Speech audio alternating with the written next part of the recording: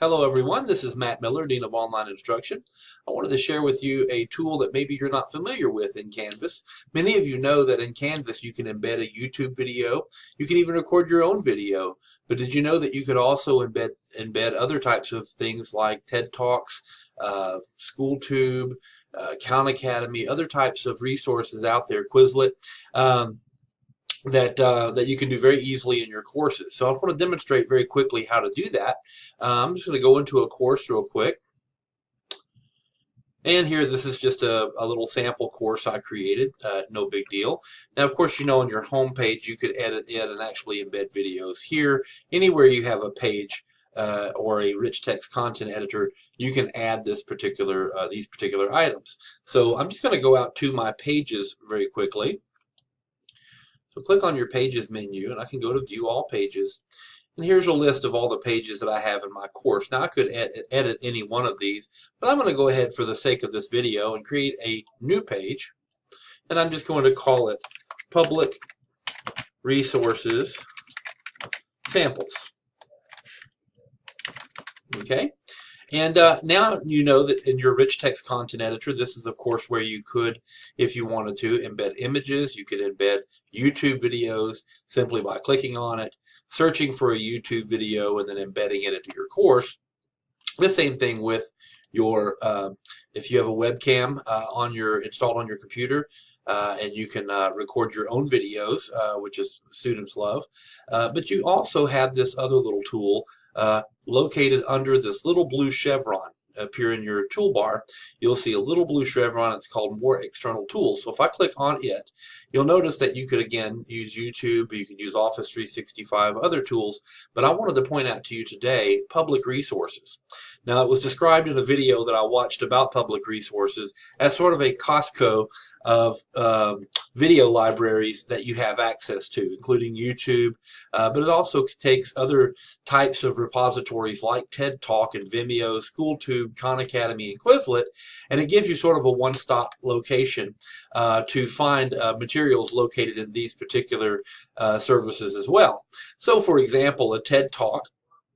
Many of you familiar with TED. They contain a lot of famous, maybe not so famous guest speakers on a variety of topics, motivation, leadership, and all kinds of other things. But let's just say we wanted to find a TED Talk on math anxiety. So you could type in math anxiety here. And I've noticed that you have to give it just a second for it to find what it's looking for, and you also will get, in addition to finding topics that are similar to your search, you'll also get some related topics too. So just bear with it, and you might have to tighten up or change your search terms depending on what it is exactly you're looking for. But here, for example, you can see that there's a talk on why do people get so anxious about math, and also math needs a makeover. So that's another couple of them. But then you'll also see how stress affects the brain, and then things about stage fright, which aren't necessarily related to math anxiety, but just anxiety in general. So here's the one that we'll choose on math anxiety. If I'm ready to embed that into my course, I can simply go up here to embed and choose the drop down menu, and I can choose to embed just the link. I can use a small thumbnail of it, or I could use a larger one. I have found for viewability and also not taking too much space up on my page is just to embed the medium, and you can see here by clicking that, now I have this nice little video embedded into my course. Okay, if I wanted to center it up, I could just click my mouse right about in here and then use my center alignment to adjust it to the center of the page. So this would be a TED Ed example. Okay, and I'm going to make that a little bigger so we can see it better. There we are.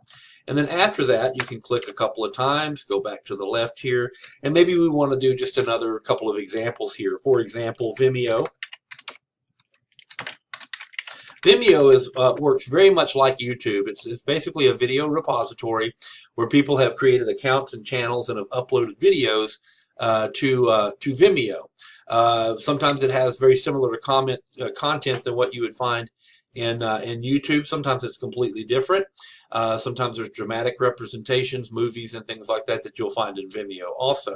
So to embed a Vimeo video, I simply go back up here to my tool, choose Public Resources, and this time under Vimeo, select it, and let's say this time maybe I'm teaching an American literature class, and I would like to share with my students some poetry by Edgar Allan Poe.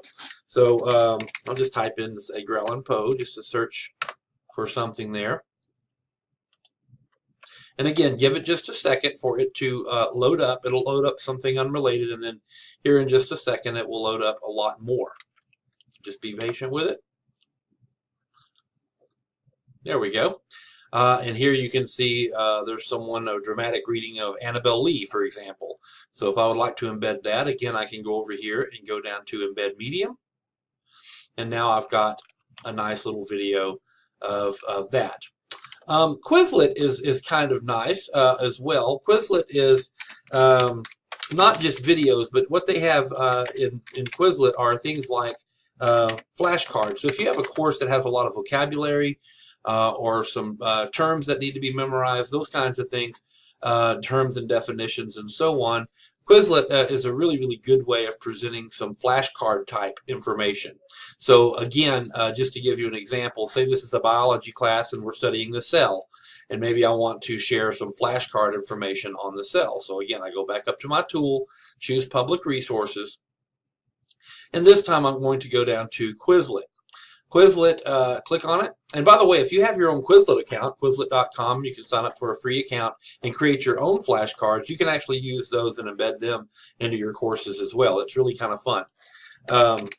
But you can also browse. They have just hundreds and hundreds of examples already out there, so you can sort of browse if you don't feel like doing the work, and browse for terms that you like. So here's one. The cell has 26 terms. Let's just take a look at it. The nice thing about this particular tool also is that you can preview the flashcards before you embed them. So if I click on this here, I can just sort of look at the flashcards.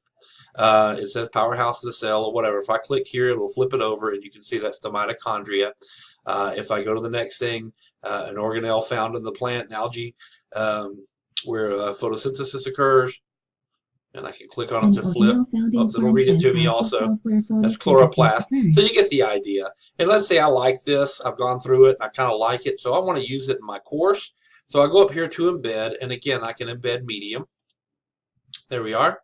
And now look at that. I've got a wonderful little flashcard type tool that will actually read the questions to you as well. So you can study, a student can go through and study those. Once I'm done, I can go down and save and publish this. And now, just from one source, I was able to throw in a TED Talk, a Vimeo example, and a Quizlet just right there. So I do hope that you will use the Public Resources. It's a nice little tool. If you have any questions or comments, please feel free to share them with me. I'd like to hear from you. Thanks a lot, and I hope you have a great day.